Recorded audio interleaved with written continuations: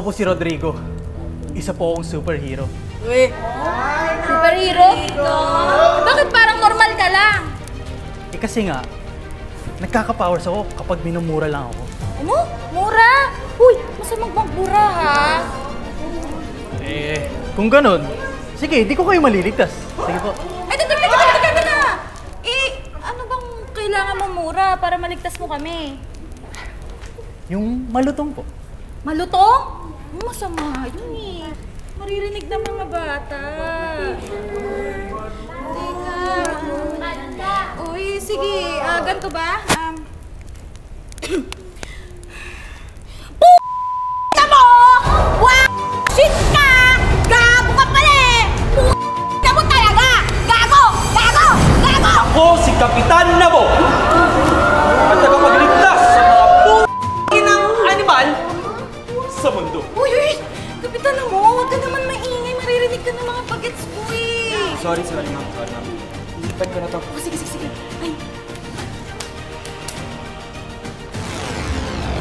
Kapitan mo parang wala naman nangyayari. Medyo nanghihina ako. Kailangan ko ng lahat ng tulong nyo. Tulong namin? Pati yung mga bata? Eh, Lahat. anong tulong kailangan mo? Kailangan nyo akong p***in.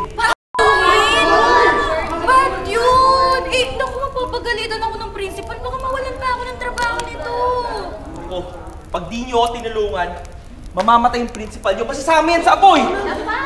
Teka. Ganto. Children!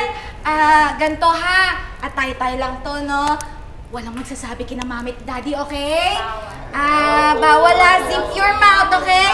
Ganto. Sabay-sabay nating itaas ang ating middle finger. Ganto.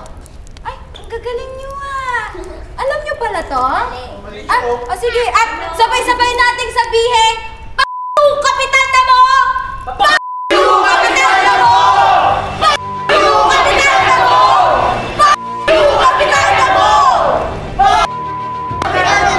Kapitan Nabo! Namatay yung apoy! Maraming salamat, Kapitan Nabo! Isa ka superhero! Kapitan Nabo! Kapitan Nabo! Kapitan Nabo! Ano nangyayari sa akin? Kapitan Nabo! Kapag pinupuri kasi ako, nanghihina ako eh.